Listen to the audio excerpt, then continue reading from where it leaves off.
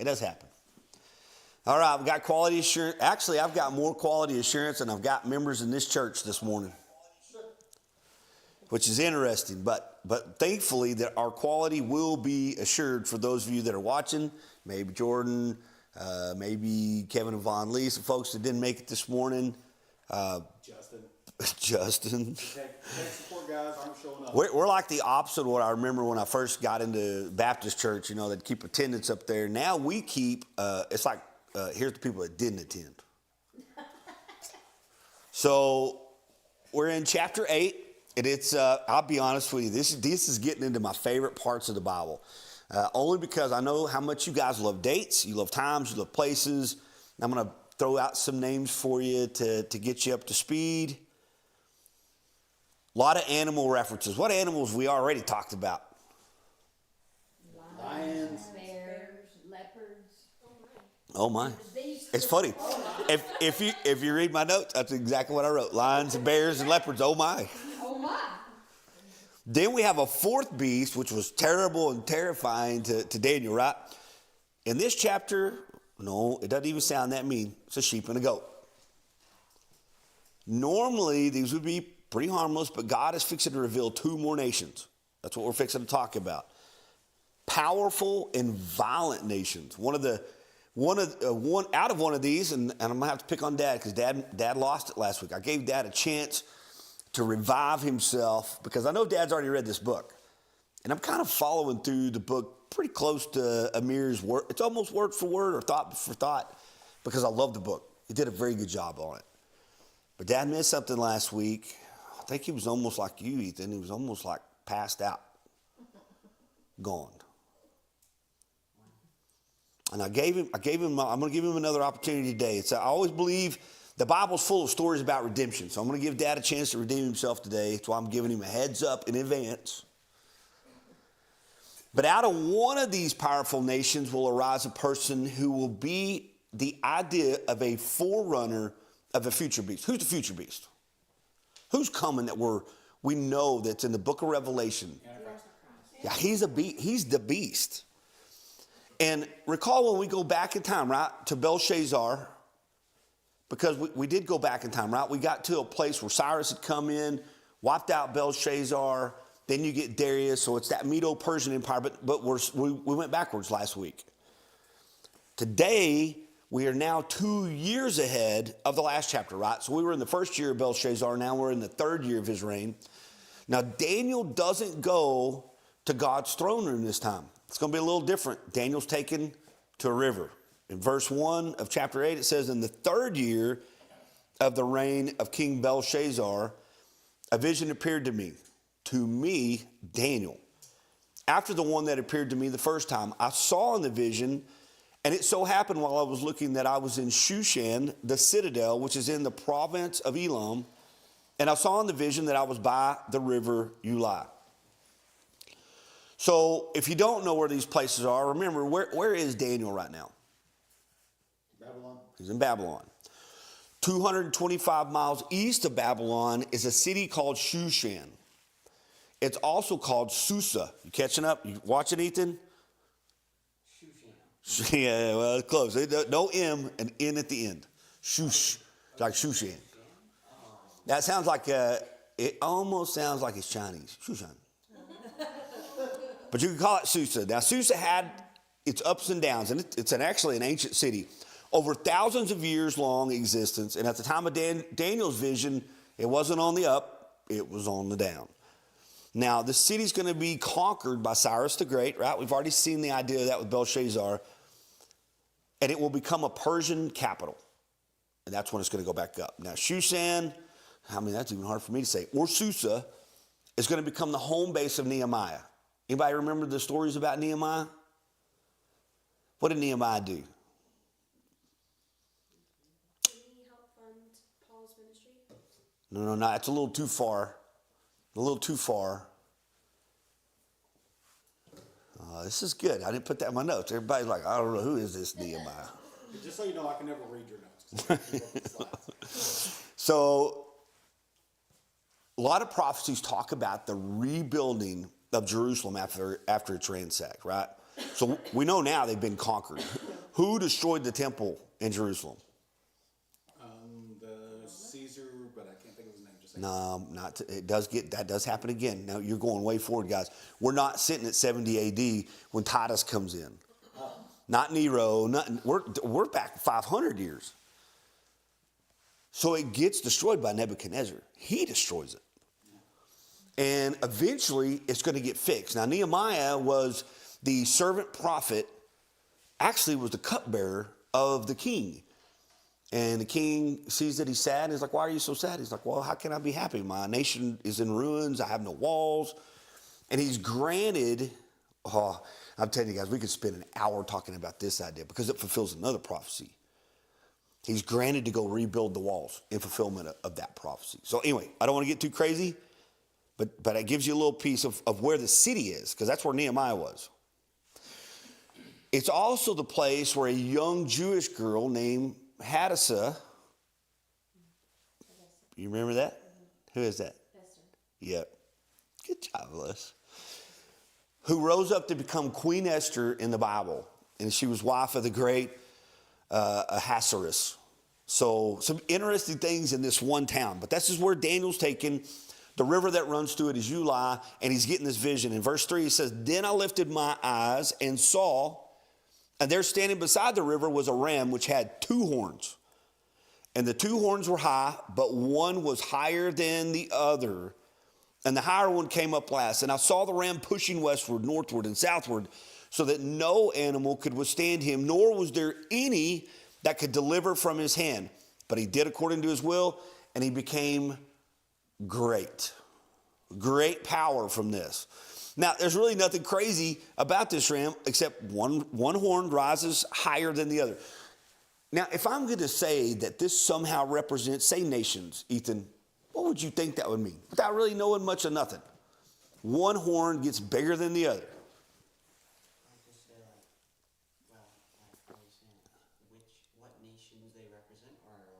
Well, we don't know yet, right? But if I'm saying hold on, wait, Brad. If I've got 2 nations represented by horns and one horn becomes higher and greater than the other, what does it mean? Hey, man, I'm talking to Ethan. I get it. Huh?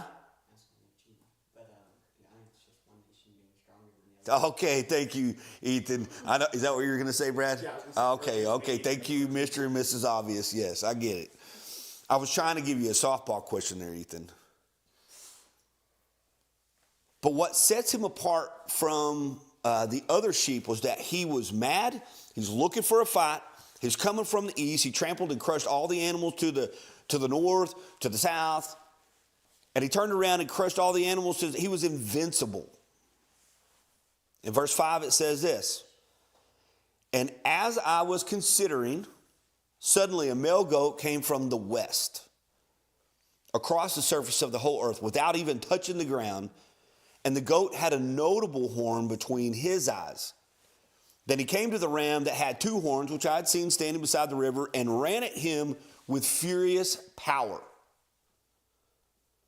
So based on what you're saying, Ethan, first we have a ram with 2 horns. One horn's greater. So we're looking at 2 nations. And now we've got a male goat coming that's even more furious. And it says, I saw him confronting the ram. He was moved with rage against him, attacked the ram, and broke his 2 horns. So if you got 2 nations, one's a little greater than the other, and you break those 2 horns, what happens? They're gone. Nation's defeated, right? There was no power in the ram to withstand him, but he cast him down to the ground and trampled him, and there was no one that could deliver the ram from his hand. I'm going to keep going. Verse 8, therefore the male goat grew very great, but when he became strong, the large horn was broken. Everybody tracking how many horns we got right now?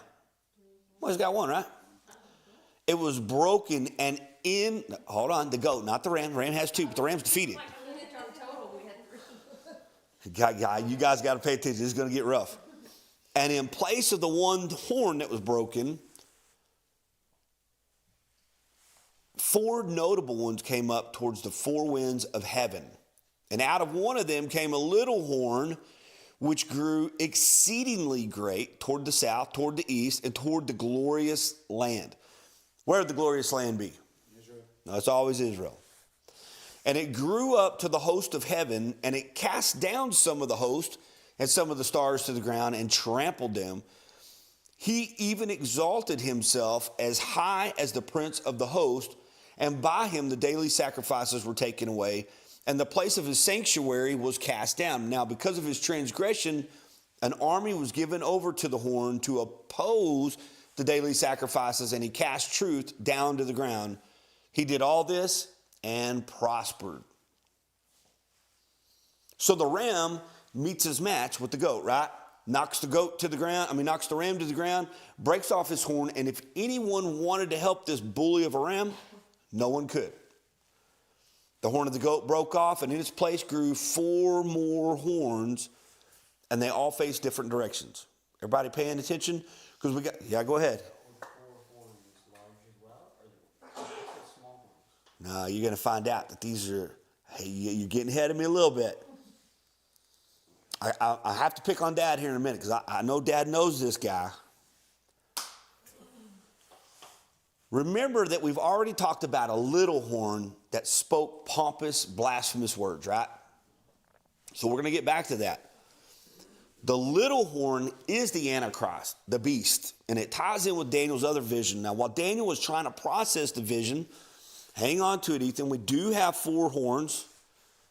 And you're going to see it again in the vision. He's receiving and he overhears a nearby conversation. In verse 13, he says, "Then I heard a holy one speaking, and another holy one said to that certain one who was speaking, 'How long will the vision be concerning the daily sacrifices and the transgression of desolation, the giving of both the sanctuary and the host to be trampled underfoot?' And he said to me, 2,300 days. I don't know. Has anybody got a calendar? Anybody got a calculator on the phone? I feel like we know. Well, I feel like we have somebody here. What? That's 6 1/3. I looked it up this morning. 6 1/3. Can you take that number and divide it by 360? Oh, I didn't do 360. I did 365. My bad. Yeah, that's the old Gregorian calendar. The old Gregorian calendar. So it'd be 7 years then. Hold on. Calm down. Let's wait a minute. Let's see what Becca comes up with. 6 years and a third. Divided by 360? Yeah. How was that? 2,300? Yeah. 6 1/3. I was still right. Gosh, one of these. Well, it is only curbing off 5 days, Andrea. But you do have to remember that, look, we've created something, and it does make sense, guys. I mean, it's actually 365.2 days per year is the idea of a solar cycle. I mean, if we go through all, and that's why we have a leap year every 4 years, and then there's like another leap thing that happens like, I can't remember. 2 seconds. Huh? Yeah, there's another time that happens every so many, 1,000 years. It also has to be fixed because time's still off a little bit. So the time frame is given by this angelic converse. It's 2,300 days. And in verse 15, then it says, "Then it happened when I, Daniel, had seen the vision and was seeking the meaning, that suddenly there stood before me one having the appearance of a man. And I heard a man's voice between the banks of the Uli, who called and said, 'Gabriel, make this man understand the vision.'" Here's where you're finally going to get your answers. "So he came near where I stood, and when he came, I was afraid, and I fell on my face. But he said to me, 'Understand, son of man, that the vision refers to the time of the end.'" So Gabriel was a messenger of God. In fact, the word both in Hebrew and Greek literally almost calls him a messenger. That's the way it reads. Now, it's the best way to describe Gabriel's being and function. Where else do we see Gabriel in the Bible? When he comes to Mary. Okay, comes to Mary. Who else? Before Mary. Michael. Whoa, calm down. You're not wrong in that, but that's coming a little later in Daniel. Good job, Les. I mean, you're like an overachiever. Also with Zacharias, right? He meets Zacharias in the temple, and gives him some good news. Hey, you and your wife, you're fixing to have a boy. You're going to call him John. He's going to be the baptizer, right? So, but that's what Gabriel's function is. And this is actually the first time you ever see the name of this particular angel. Now, you do see him again. You'll see him again in Daniel. Obviously, you see him in the Gospels. But this is the first time we meet him. And he'll appear again, chapter 9. Let's get ahead of it a little bit. We'll see him in Luke 1:8. We have to remember that the Bible, while it seems like an extremely long book, right? 66 books of the Bible. It's no joke. I read it every year, and it takes a good year. And that's work if you want to read the Bible in a year. Probably 3 or 4 chapters almost every day, 7 days a week to keep up and get to the end. But when you think about that, it literally takes you about 75 hours to consume the Bible from Genesis to Revelation. That's about the amount of time. But that covers literally the entire contents of about 7,000 years. So to put that into perspective, there's gaps in the books, there's gaps in the chapters, there's gaps in the verses. And in those gaps, God's still doing a lot of work. Remember when John finishes the book of his gospel, what does he write at the end? Anybody remember how the gospel of John ends? It literally ends like this, and I'm paraphrasing because it's not in my notes. But he says, if that all the books in the world could not contain all the things that Jesus did. It's just saying, look, I'm giving you a synopsis of who Jesus was and what he did. But if I really wanted to be honest, there's not enough books in the world that could contain the God that came in flesh. Now, he receives assurance from Gabriel that these events were for the end times, but it really didn't help this old prophet.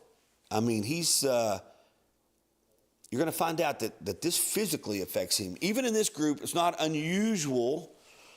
And I have to keep an eye on some of the old folks. Sometimes I have to keep an eye on Ethan because I see eyes closed, heads nodding. I mean, it's not. It's the dog you hear. It's not anybody in the congregation. Sometimes I even put Sojo to sleep. That's true. But it's rare to see someone fall asleep before I even start preaching. That's rare. But here's what Gabriel faces. In verse 18, now as he was speaking with me, I was in a deep sleep with my face to the ground. Now, it does seem like some of you guys. But he touched me, and he stood me upright, and he said, look, I am making known to you what shall happen in the latter time of the indignation. Now, that word for indignation is interesting because the word is za'am in Hebrew. Also not in my notes. Nancy, you're not going to be able to get that one. But Hebrews interpret the word za'am as wrath. So if you really want to get true about the word, it shall happen in the later time of the wrath. That's that indignation. For at the appointed time, when's the appointed time, Brad? Ain't come yet. Well, we don't know, right? I try to get Brad little calendar things so he can put it on there. Okay, wrath's starting here. Oh, man, we missed it. Okay, no, Brad, wrath is starting here. Ah, man, we missed it. And Brad gets, I get a lot of fun out of Brad because he's like, man, you have been wrong 100% of the time. And that's probably going to continue. I'm probably going to continue to be wrong on it. But I do know that we're living in the season of the indignation. The ram which you saw, according to Gabriel, having the 2 horns, they are the kings of Media and Persia, and the male goat, everybody tracking? So we know who the ram is. Some Medes and the Persians. Who's the goat that's going to conquer? Greece. Huh? Greece? And Dad? Who? Alexander the Great. Whoa, Brad, you are, I swear, you just can't help it, can you? Yeah. I want to be first. Sorry, Dad. That's not very you want to be the lion. I mean, he's like, pick me, pick me, pick me. Okay, Brad, you're right. You're Unless I right. don't know him, then I'll wait. Yeah, on the questions, Brad's like, We'll let someone yeah, go ahead, let's get that one. Go ahead and get that one. And Brad, remember Alexander run out of somebody to defeat. Yeah, that is true. The history around it said that he literally wept because there was no worlds left to conquer. Now, is that true? No, there's definitely something coming. It grows out of the Greek Empire. Now, it says the large horn that is between its eyes is the first king. Look how exact Gabriel is. Gabriel's not giving Daniel like some, hey, man, and to be honest with you, Daniel will long be dead before this happens. This is a future kingdom, but it's going to echo into an even more future kingdom. I'm not saying that there's never a time in the Bible where a prophecy echoes like a ripple. Boom, it hits close, and then it's going to hit again. As for the broken horn and the four that stood up in its place, 4 kingdoms shall arise out of that nation, but not with its power. A divided kingdom, right? So Gabriel wakes Daniel, stands him up. He tells Daniel that the vision is for a latter time, right? Talking about a time of indignation or the end of time. So we're like, well, shoot, that's not the end of time. What's interesting is it's not open for anyone else's interpretations. It's Gabriel's interpretation. Even though the vision looked like it was going to be fulfilled in a few hundred years, and to some extent it does, there's a later and greater realization of this vision far in the future. And it's common for these biblical prophecies to have a near and a latter fulfillment. Understanding this is literally the crucial piece if you truly want to understand prophecy. What happens here, what happens later. There's some prophecies, obviously. For instance, here's what Jesus said in the book of Luke 21:20. But when you see Jerusalem surrounded by armies, then know that its desolation is near. Then let those who are in Judea flee to the mountains. Let those who are in the midst of her depart, and let not those who are in the country enter her. Plenty of scholars believed that this was fulfilled in 70 AD. Okay, Brad, here's your chance. Or whoever said that earlier. Nero. Yeah, but who went into Jerusalem? See, now Brad's going to let you guys answer that. It was a general. What was his name? There's a statue. Who said it? Titus. We all said it, because we saw it in the notes. Yeah. Brad doesn't have the notes. I can always tell him Brad's like, yeah, you guys answer that one. So Titus marched into Jerusalem and destroyed the temple and the city. So the scholars that believe that, no, they're not wrong at all. But those in that camp believe that every prophecy can only have a single fulfillment. Have we got to the time of Za'am, the time of indignation, time of wrath? No. We're going to see through the rest of Daniel and through the book of Revelation, which I'm teaching to my kids on Thursday, and the Olivet Discourse, which is Jesus in Matthew chapter 24. It extends a little bit further. In fact, Luke 21, 25 through 28, it says, and there will be signs in the sun, in the moon, and in the stars, and on the earth distress of nations with perplexity, the sea and the waves roaring, men's hearts failing them from fear and the expectation of those things which are coming upon the earth. For the power of the heavens will be shaken. Then they will see the Son of Man. Let me rephrase that. Then they will see the Son of Man. Who's the Son of Man? Jesus. Coming in a cloud with power and great glory. Now, when these things begin to happen, look up and lift up your heads because your redemption draws near. Now, I agree that Titus went in and destroyed Jerusalem. But did Jesus come back in the clouds? Were people lifting up their heads to look at that event?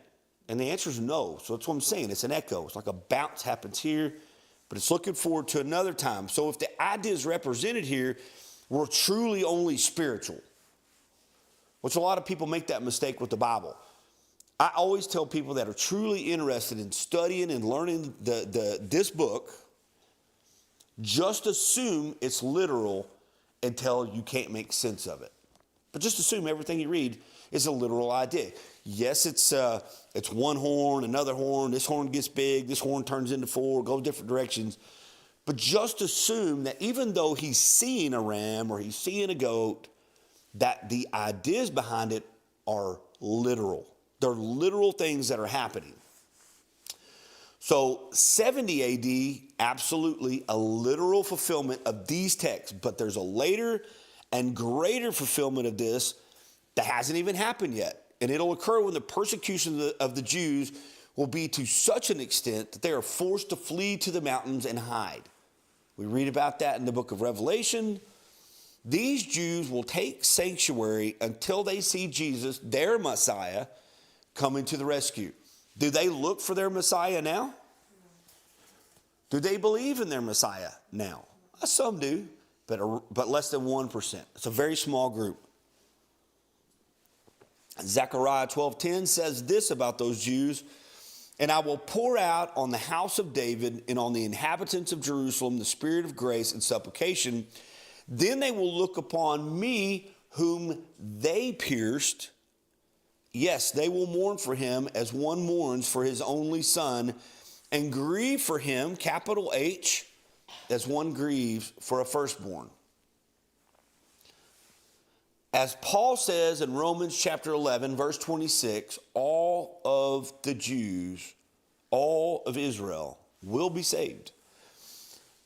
It's a single prophecy that we're reading with two fulfillments. God has chosen a time for this latter fulfillment.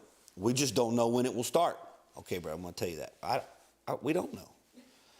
I mean, I'll keep giving, I know, but I'm going to keep giving you hope that it's coming in October 2025. There you go. Always trying to help you, Brad, just in case. Yeah, we don't know when the appointed time is. That's a crazy thing. Nobody knew truly the appointed time when Jesus was going to be born, right? Now, there were some magicians and magi that were astrologers, looked some stars. They didn't show up the day Jesus was born, but they were looking for the idea of a sign. They showed up, right? People are looking for appointed times, but nobody told them, hey, it's going to be on this date. If that were the fact, they'd have hopped on their camels, they'd have been there the day he was born.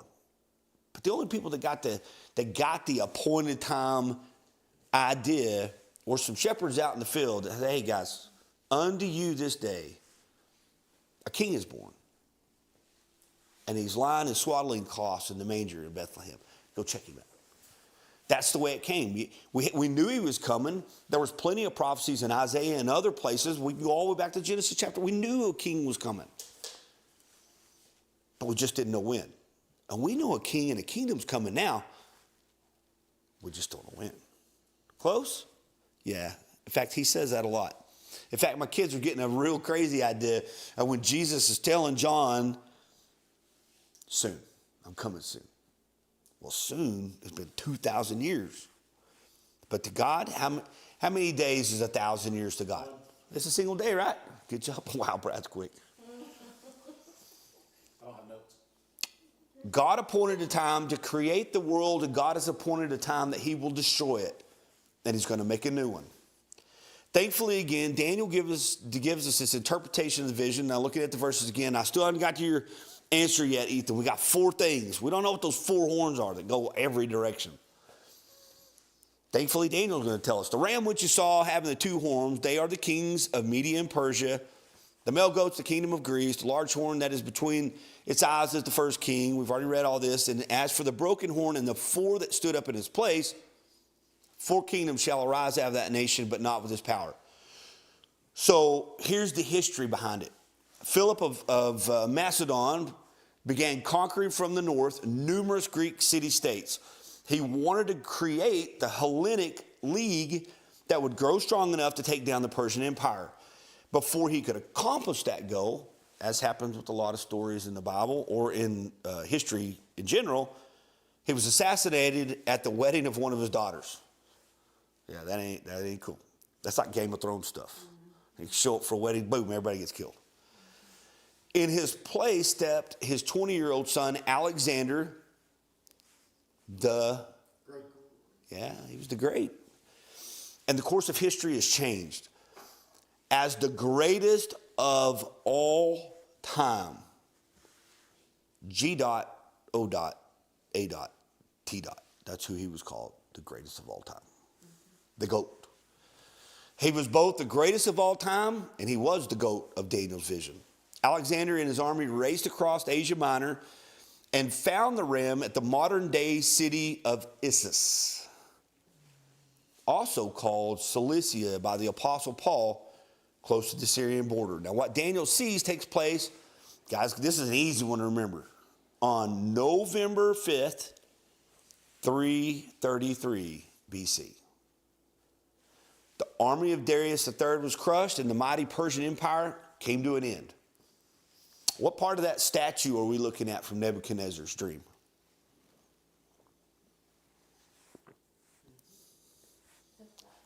I want to say that because it's the end of the Medes and Persians, right? So it's the rise of the Greeks. Okay, so remember, what the head was what? The head was what? Nebuchadnezzar. Did the head, yeah, What were the arms? that one. You got two of them. Medes and Persia. Thank you very much.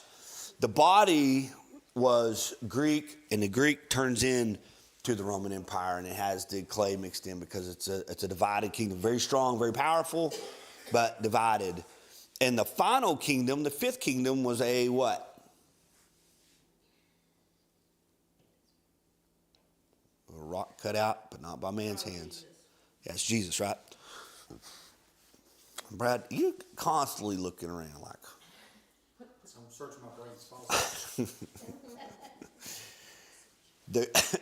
The great horn broke off. And the great horn, Ethan, is who? Who's the great horn? Alexander the Great. So we got the great horn. At the young age of 32, Alexander the Great died under mysterious circumstances while in the palace of former King Nebuchadnezzar. And he didn't have a succession plan. That's why you always got a plan. You can't think you're going to live forever, because you're not going to live forever. As a result, the Greek Empire was split into 4 smaller empires, Ethan, these 4 horns that go all different directions. And even though Alexander didn't have a succession plan, he had appointed 4 generals to oversee the conquest that he was doing when he conquered the known world. He had Cassander, Lysimachus, Ptolemy, and Seleucus. Not names you really have to remember except for one. Seleucus. It was a prophecy perfectly fulfilled. 1 horn that goes away and becomes 4 horns traveling in 4 directions. They were 4 generals. Of these 4, the one territory given to Seleucus becomes the vision to follow covering Syria. Mesopotamia, further east. This Seleucid line is what Gabriel speaks of next. In verse 23, and in the latter time of their kingdom, when the transgressors have reached their fullness, a king shall rise, having fierce features, who understands sinister schemes. Okay, this is already sounding good. So remember that, sinister schemes. His power shall be mighty, but not by his own power. He shall destroy fearfully, and shall prosper and thrive. He shall destroy the mighty and also the holy people. Who's the holy people? Israel. Through his cunning, keep up with that word too, he shall cause deceit to prosper under his rule, and he shall exalt himself in his heart. He shall destroy many in their prosperity. He shall even rise against the prince of princes. Who is that? Hang on, Brad. You're quick to those. But he shall be broken without human means. Everybody paying attention? And the vision of the evenings and mornings, which was told is true, therefore seal up the vision, for it refers to many days in the future. It's no wonder that this vision leaves Daniel physically ill. I mean, sick. Look how many times shall occurs just in those verses. This might happen. This is not, it could happen. This is, it's going to happen. God sees forever. He sees a near and a future revelation. And Gabriel could say that this ram, sure, Medo-Persian, this goat, yep, it's Greece. But verse 23 changes the idea of the narrative. He doesn't provide a date, only that it's in the latter times. It opens the door for, number 1, a dual fulfillment of this prophecy. The 5th ruler after the founding king of the Seleucid Empire is Antiochus III. Now, he was also given the title Great. But he was known for being fair. It's a very interesting thing. There's books outside the Bible that if I can ever encourage you to read, this is going to be one of them. That's just very historical. Got a lot of history in it, but it fills in the gap between the Old Testament and the New Testament. That's why they call it an intertestamental book. But the Jews opened their gates up to this guy, and as often happens, Antiochus III died, and his son Seleucus IV Philopator becomes the new emperor. And 12 years into his rule, he's assassinated. His 10-year-old son was next in line, but Seleucus IV, brother, that's why you got to watch those brothers. They ain't always good. They ain't always great. Antiochus IV seized the throne with sinister schemes and his cunning. Does that sound familiar? We just read about it. He would send out a decree like Nebuchadnezzar and Darius, demanding that the citizens of the empire worship him as a god. The Jews refused, and Antiochus sends his troops pouring into Jerusalem. Temple sacrifices in Israel became outlawed. Antiochus offered pagan sacrifices to be burned on the temple's altars and then dedicated the holy house of God Almighty to Zeus. The desecration of this was 167 BC. We'll see a similar idea with Nero and Titus when they come in 70 AD. But that period in 167 BC was called the abomination of desolation. It's a name that we're going to see again, right? There's another guy that this echoes down the road that will do the exact same thing. He'll put an end to sacrifices, and he will declare himself to be God in the temple of God. Now, you can take away the Jewish lives, but you cannot take away the Jewish God. Judas Maccabeus arose. He organized a revolt that drove Antiochus IV and his army out of Judea, and 3 years later, Antiochus dies of illness. If you want to read about all this, it's super interesting because they actually make this little bit of a pact with an up-and-coming new empire, not quite as strong as Greece at the time, called Rome. And if you read the book of Maccabees, you can study all the ideas of, hey, man, we thought these Greeks were good. We made this little open deal for them. It turned out not to be that great. Things were not going good for us. Let me reach out to these Roman dudes. They seem to be growing. They're kind of cool people. They don't stay cool for long, obviously.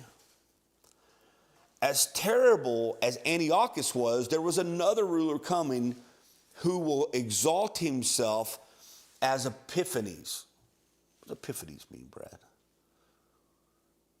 Feel free to reach out. I can already tell that you're reaching to the vault and coming back with nothing. Epiphanes. I'm going to call a friend. Call Andrea. Call Les. Epiphany is like a vision or an No, that's a word called epiphany. This is a man's name called Epiphanes.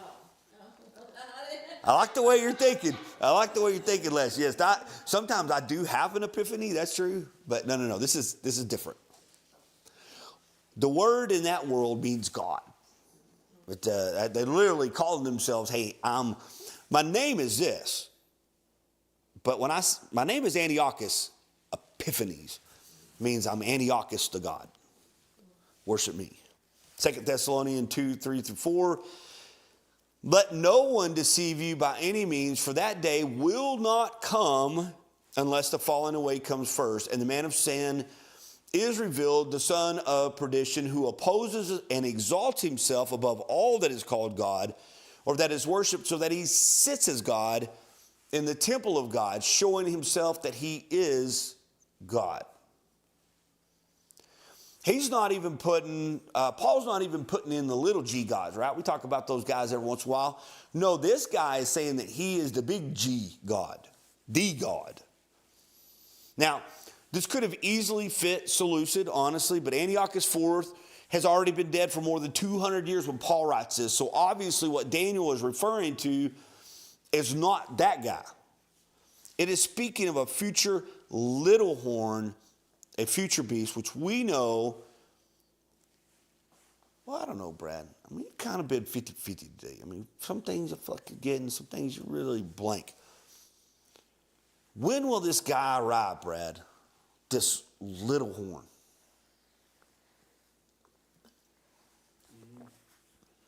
They'll sign a peace treaty with Israel. Right?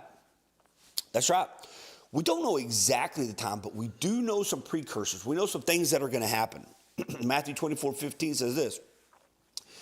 Therefore, when you see the abomination of desolation spoken of by Daniel, the prophet, now this is Jesus talking, standing in the holy place, whoever reads, let him understand, then let those who are in Judea flee to the mountains. The beast or the Antichrist will set up the abomination of desolation. Just like Paul, Jesus is looking backwards, right? I'm telling you, Daniel's looking forward to this event. Jesus, Paul, John in Revelation, they're looking back to the event. Now, obviously, it's a future event, so I'm not saying, but the visions and everything that they're referring to is looking at a different direction, right? John goes all the way to the new heaven and the new earth, so he's seeing things this direction.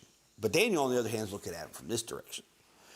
So, at a time of future fulfillment, just like Antiochus, this future tyrant will break a treaty of peace with Israel. That's what Antiochus did. Antiochus was good for them for a minute until he wasn't. Once he dies, things go sideways. But he will also desecrate the temple. He will severely persecute the Jews. He will blaspheme God, claiming that he is God. The parallels between the emperor and the Antichrist are many. That's why I'm saying that this prophecy is a bump and then a long bump. It finally hits. The main obvious difference to us, obviously, is one's in the past and one hasn't happened yet. Daniel 8:27 says, and I, Daniel, fainted and was sick for days. Afterward, I arose and went about the king's business. I mean, that's sick. I was astonished by the vision, but no one understood it. He can't understand it. We can understand it because it's already happened. At least a piece of it has already happened. We can see the beginnings of where this is going. Could we see it at all if Israel wasn't back in their land? That's why for the last 2,000 years, I don't know why anybody would be worrying that Jesus is coming back right now. Things had to happen. One thing that had to happen, you had to have a nation called Israel. There's some other things that are going to happen. They don't have to happen with us still here. We can be raptured, but they're going to have another temple, right? There's a temple coming that will be desecrated by this abomination that causes desolation. That's got to happen. Because everything else in this Bible hasn't just kind of happened. It's been 100%. When he says a great horn's coming, yeah, that's Alexander the Great. That's the goat. But the goat has 4 kingdoms. Those are the 4 generals. As you see it progress, it's not just kind of accurate. It's exactly accurate. All this stuff that we're reading now, that's going to happen. It's going to be 100%. Now, he understood the identities of the goat and ram, but beyond that, it was just an incredibly troubling mystery to Daniel. That's why he tells him, seal it up. Why seal it up? What for? It was ready for another people, right? In another time. Does Jesus tell John to seal it up?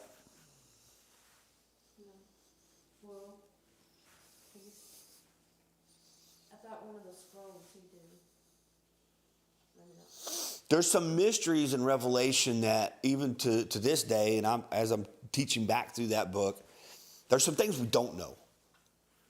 That people will probably, in fact, it's funny because it says that the number of the man is 666. And if you have wisdom, you can figure out who that is. But the people that'll figure that out ain't going to be us. Doesn't he make him eat his scroll? He does. That part you don't get. That's a piece of it you don't get. But he doesn't seal it up. In fact, he doesn't seal it up because he sends it right to 7 churches. Mm-hmm. That's the first 2 chapter 2 and chapter 3 are going through and learning about these 7 churches. It goes to the 7 churches. But there's still some mysteries even in the midst of that. But there's things we don't know. We don't know who the Antichrist is going to be. We have no idea when it's going to start. We do have an idea of things that have to be in place, Israel being one of them.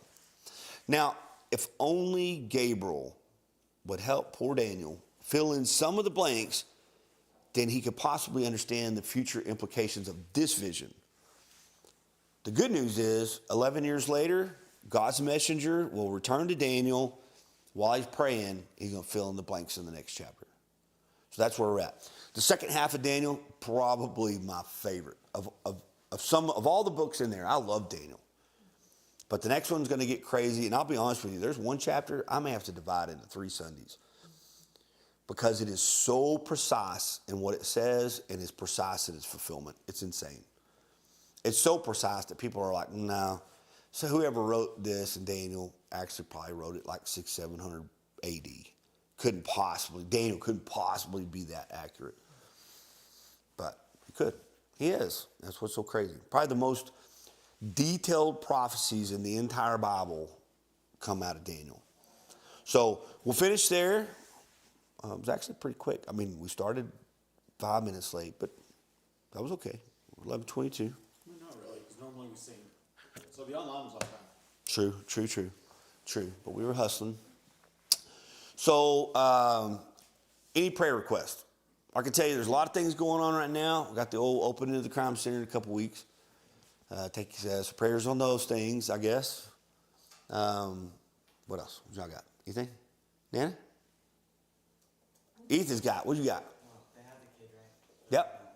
I guess, safe. God, I don't know. Like more prayers for them. No. I've been praying for them. Not easy. I mean, as you could probably understand, not easy to be a grown up and grow up that quick. But Have a kid when you're a junior? Yeah, that's really rough. it does make you grow up. I would assume you grow up pretty quickly. So yes, I'll pray for that. Becca? Just continued prayers for my friend Emily, whose sister is having a couple of problems with her, which is why they're doing a prayer group. Yeah. But there's nothing they can really do until baby's born. But we found out he has about a 50% chance of living, and then even after that, about a 10% chance of growing up normally. So Yeah. just prayers for that. Okay. It's a hard diagnosis. Yeah, those aren't easy either. Those are pretty rough. Andrea? Yeah. Yeah, a lot of health things. Leslie's mom got this little meter in, supposed to help fix her bladder. So far, seems like it has. Been a true answer to prayer because Leslie's been trying to get this thing for over a year. And every time she get close to getting it, she get a bladder infection. They couldn't do it when she had an infection. So it's constant. So she got that. So hopefully, Brad, you got anything? Mom, Dad, y'all got anything? Got anything? Prayer? It's on the outside. Apparently not. Things are going great in my parents' world. Carl? You good? I'll tell you one thing I'm going to pray for. I'm going to pray for the end of this winter. And I know it's going to come. I don't even have to worry about it. I'm going to get an answered prayer no matter what. But, yeah, I hate winter. I'm sick of it. I'm ready for a little bit of warmth. We had 4 days that were record-breaking highs. Man, I loved them. They were beautiful. I was actually on the roof sweating, trying to clean the roof. It was nice. This is not gonna be a lot of fun. I know. We're gonna get down like 4 degrees at night with minus 25 children. I love it. Mom always gives me reality. Yeah, Mom's like, hey, you love them 80? Well, don't love it too much because you're about to freeze. Thanks, Mom. Get the heaters out. I'm sorry, but it is not a good week. Start the season, it goes down here. Yeah, so Monday we're going to be back on the roof, cleaning the roof, and because we know it's going to be cold the rest of the week. So let me pray for us. Father God, you hear the petitions from the bride of Christ. And Jesus, we know that anything that we ask in your name, we can know that we have it. If those things are in your will, and God, we don't always know, we definitely can't always discern totally what your will is. But God, we know that you always promise good for those of us that love you and are called according to your purpose. Now, good's kind of weird. We don't exactly know what that always is. But God, we lift these people up that Becca knows, that Ethan knows, that you put a hedge of protection around them. Father, I know that your ultimate will is that none perish, but all come to everlasting life. So in the midst of trying to overcome sickness, illness, babies born with major issues, Jesus, we also know that you're the great physician. So whatever happens, it's not as if you don't see it or know it. This young couple with the new baby, God would just, same thing, hedge of protection. Keep them solid, help them to grow. They're going to have to grow up a lot faster than is normal, but you can do those things, God. I do lift up Karen, God, that this thing, it seems like it's a successful tool for her. God, I just pray that it continues to be so.